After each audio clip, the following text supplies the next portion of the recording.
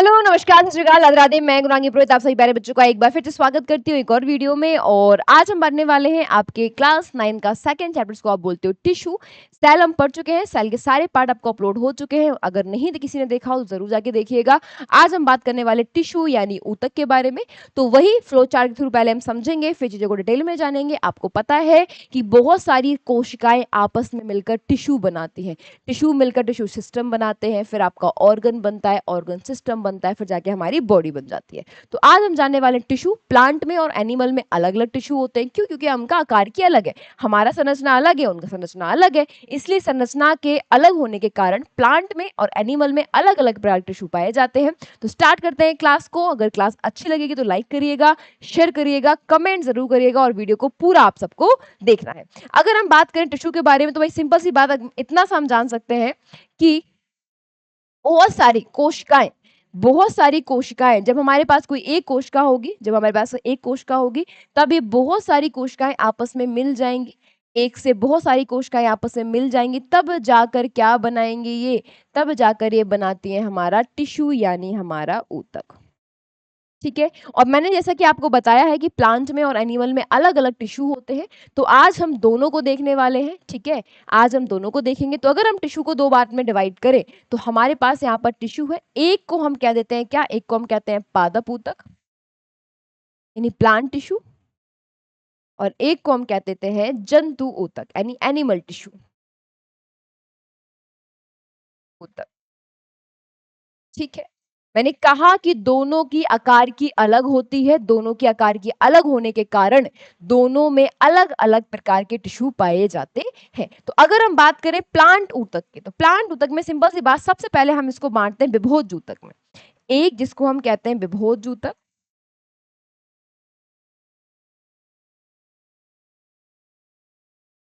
एक जिसको हम कहते हैं स्थायी यानी परमानेंट टिश्यू। हमको इन दोनों में इनके बारे में पढ़ना होगा। विभोज ऊतक से नाम से क्लियर हो रहा होगा, जिसमें बार बार डिवीजन हो रहा हो उसको हम बोलते हैं विभोज ऊतक। और स्थायी का मतलब होता है जब विभोज ऊतक के टाइम पर जाकर जिसमें विभाजन होना बंद हो जाए, यानी जहां पर किसी प्रकार का डिवीजन ना हो, उसको हम कहते हैं परमानेंट यानी स्थायी ऊतक। अगर मैं इसकी बात करूं तो हम इनको बांटते हैं इनकी कंडीशन यानी स्थिति के आधार पर तीन टाइप से हम इनको बांट देते हैं भाई। अब वो तीन टाइप कौन कौन से? पहला जिसे हम बोलते हैं शीर्ष, दूसरा इसको हम बोलते हैं पार्श्व, और तीसरा हम इसे बोलते हैं अंताविष्ट। ये तीन टाइप के आपको क्या पढ़ने हैं? इन तीन टाइप के आपको पढ़ना है विभोज ऊतक। स्थिति के आधार पर ये तीन टाइप के होते हैं। वही अगर हम बात करें स्थायी परमानेंट, तो विभोज ऊतक के बाद आता है परमानेंट। इनको हम बांटते हैं बेटा दो प्रकार से। एक होता है सरल स्थायी ऊतक, एक होता है सरल स्थायी ऊतक ऊतक और एक होता है आपका जटिल स्थायी ऊतक। ठीक है जी, जटिल स्थायी ऊतक। अगर मैं आपसे बात करूं सरल स्थायी ऊतक की, तो ये बेटा जी तीन प्रकार के होते हैं। ठीक है, अभी हम जंतु के बारे में नहीं जान रहे, अभी हम केवल प्लांट के बारे में जान रहे हैं। एक जिसको हम बोलते हैं पैरेन्काइमा,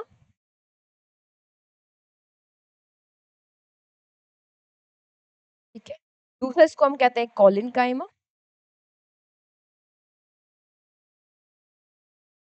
कॉलिनकाइमा। तीसरा इसके हम बोलते हैं स्केलेनकाइमा। वैसे आप इनको हिंदी में भी लिख सकते हो, हिंदी में भी लिख सकते हो। पैरेन्काइमा को कहा जाता है मृद ऊतक, मृद ऊतक। दूसरे को हम कहते हैं स्थूलकूड़ ऊतक, और तीसरे को हम कहते हैं दृढ़ ऊतक। ठीक है जी, तो हिंदी इंग्लिश दोनों ही आपको पता होनी चाहिए। अगर हम बात करें जटिल स्थायी ऊतक की, तो ये तो केवल दो प्रकार का होता है। एक को हम कहते हैं जाइलम और एक को बेटा जी हम कहते हैं फ्लोएम। बस इसमें केवल इतना ही है। अगर आपको ये फ्लो चार्ट याद हो गया तो मुझे नहीं लगता कि प्लांट टिश्यू में आपको कहीं पे भी किसी प्रकार की कोई दिक्कत होने वाली है। एक एक करके इनको जान लेते हैं। यहाँ हमारे पास पहले लिखा हुआ है कि लगातार विभाजन होने, लिखा हुआ है देखो भाई, लगातार विभाजित होने पर अपरिपक्व कोशिकाओं का समूह जिसमें कोशिका भित्ति पतली, केंद्रक बड़ा व रिक्तिका उपस्थित होती है। हम किसके बारे में बात कर रहे हैं? विभव ऊतक के बारे में बात कर रहे हैं। यहाँ पर 3 टाइप है, शीर्ष है, पार्श्व है और अंतःवश, तीनों ही लिखे हुए हैं। जड़ व तने के शीर्ष पर पाया जाता है, क्योंकि नाम से समझ में आ रहा होगा, पौधे की लंबाई बढ़ाता है। जड़ तना के परिधि पर पाया जाता है, ये क्या करता है? द्वितीयक वृद्धि के लिए रिस्पॉन्सिबल होता है। ये आपके पर्व यानी एंटरनोड के आधार पर पत्ती और शाखाओं की वृद्धि में मदद करता है। 3 टाइप है। स्थिति मैंने कहा था, स्थिति के आधार पर ये 3 टाइप होते हैं, तीनों का काम है। एक शीर्ष पर रहेगा, लंबाई बढ़ाएगा, दूसरे कहाँ रहेगा? परिधि पर रहेगा, तो द्वितीयक वृद्धि के लिए रिस्पॉन्सिबल है। तीसरा क्या करता है? नोड के आधार पर, जिसमें एंटी नोड्स वगैरह होते हैं, इंटरनोड्स होते हैं। जैसे आपने देखा होगा गन्ने का पेड़ ऐसा होता है, देखो ये लिखा हुआ है, ये गन्ने का पेड़ है, गन्ने के पेड़ में ये होते हैं, आप इनको बोलते हैं इंटरनोड्स, पर बोलते हैं इनको। यहाँ से क्या निकलते हैं? यहाँ पर पत्ती और शाखाओं की वृद्धि के लिए ये रिस्पॉन्सिबल है। तो ये 3 हमारे पास है, इनमें बार-बार डिवीजन होता रहता है। अब भाई एक पेज में सारा क्लियर हो गया है। अब बात करते हैं किसकी? हम बात कर लेते हैं बेटा जी यहाँ पर सरल स्थायी ऊतक की। सरल स्थायी ऊतक में क्या होता है? सरल स्थायी ऊतक में किसी प्रकार का डिवीजन नहीं होता है, किसी प्रकार का कोई भी डिवीजन नहीं है। ठीक है, ये 3 प्रकार के थे, देखो यहाँ लिखा हुआ है, मृद ऊतक, स्थूलकुड़ ऊतक और दृढ़ ऊतक। मृद ऊतक में क्या है? देखो संरचना, स्थान, कार्य, तीनों मैंने यहाँ लिख दिए, तो आपको यहाँ पर तीनों क्लियर हो जाएंगे। मृद ऊतक का काम क्या है? पतली भित्ति होती है, ठीक है, कैसी है? पतली है, जीवित कोशिका है और अंतःकोशीय स्थान पाया जाता है, यानी 2 सेल के बीच में स्थान है। अगर हम बात करें स्थूलकुड़ ऊतक की, तो ये कैसा होता है? कोने पर सेलुलोज का मोटा जमाव होता है और ये भी जीवित है। दृढ़ ऊतक का मतलब क्या होता है? दृढ़ ऊतक मृत होता है, मृत कोशिकाओं से मिलकर बना है और मोटी लेयनयुक्त भित्ति। यहाँ पर हाँ, ये याद रखना, जैसे आपने वो देखा होगा ना, नारियल देखा है, नारियल का ऊपर वाला जो कवच होता है, वो इसी से बना हुआ है। ठीक है? फिर अब हम बात करें स्थान, तो पत्ती, तना, जड़ पर है, तने की परिधि पर है। बीज का जो छिक्कल होता है, देखो लिखा है नारियल का रेशेदार भाग। देखो मैंने बोला ना, नारियल का जो रेशेदार भाग है वो हार्ड वाला, वही लिखा हुआ है वहां पर दृढ़ ऊतक, नाम से क्लियर हो जाएगा। अब यहाँ कार्य क्या क्या है? तो यहाँ लिखा हुआ है भोजन का स्टोर करते हैं, प्रकाश संश्लेषण करते हैं, लचीलापन देते हैं, यांत्रिक सहारा देते हैं, कठोरता है और दृढ़ता प्रदान कर रहे हैं। तो भाई एक बार रिकॉल करो, मृद ऊतक कैसे हैं? जीवित है। कहाँ पाए जाते हैं? पतली भित्ति का होता है। कोने पर पाए जाते हैं, सेलुलोज का जमाव होता है। दृढ़ ऊतक नाम से क्लियर है, दृढ़ है यानी मरा हुआ है। ठीक है भाई, इसमें भित्ति पाई जाती है। ये पत्ती, तना, जड़ इन सब में है। साथ में जो तना है उसकी परिधि पर है और ये कैसा है? बीज के छिक्कल जो हार्ड वाला पार्ट है वो बनाता है। ये क्या करता है? भोजन का स्टोरेज करता है, लचीलापन देता है और कठोरता और दृढ़ता प्रदान करता है। खत्म। एक लाइन में सारी चीजें याद हो गई हैं और यहीं पर खत्म हो गया हमारा सरल ऊतक। अब बात करते हैं जटिल के बारे में। जटिल स्थायी ऊतक में क्या होता है? कुछ नहीं होता है। यहाँ पर सिंपल सी बात है, यहाँ जाइलम और फ्लोएम आते हैं। आपको पता है जाइलम क्या करता है? जल का परिवहन करता है। जाइलम, जाफोर जल और जाफोर जाइलम, ये कभी मत भूलना, आपको कभी नहीं याद रखना पड़ेगा। फ्लोएम, फ्लोएम कहते हैं फूड, यानी ये करता है फूड का ट्रांसफर। क्या करता है? फूड का ट्रांसफर। यहाँ पर भी 4 पार्ट होते हैं। एक को हम बोलते हैं वाहिनिका, एक को हम कहते हैं वाहिका, एक को हम कहते हैं जाइलम, जाइलम मृत ऊतक या इसको जाइलम पैरेन्काइमा कहा जाता है और इसको कहते हैं जाइलम फाइबर यानी जाइलम रेसे। जाइलम मृत ऊतक भी लिखा होता है और जाइलम पैरेन्काइमा भी लिखा होता है, कंफ्यूज मत होना, हिंदी इंग्लिश का है बस केवल। ठीक है, ये जड़ से पत्ती तक क्या करता है? जड़ से पत्ती तक जल व खनिज लवणों का परिवहन, और परिवहन हमेशा कैसा होता है? एक दिशा में, यानी पानी केवल नीचे से ऊपर की ओर ही जाता है। ठीक है, याद रखिएगा, यहाँ लिखा हुआ है जल व खनिज का परिवहन।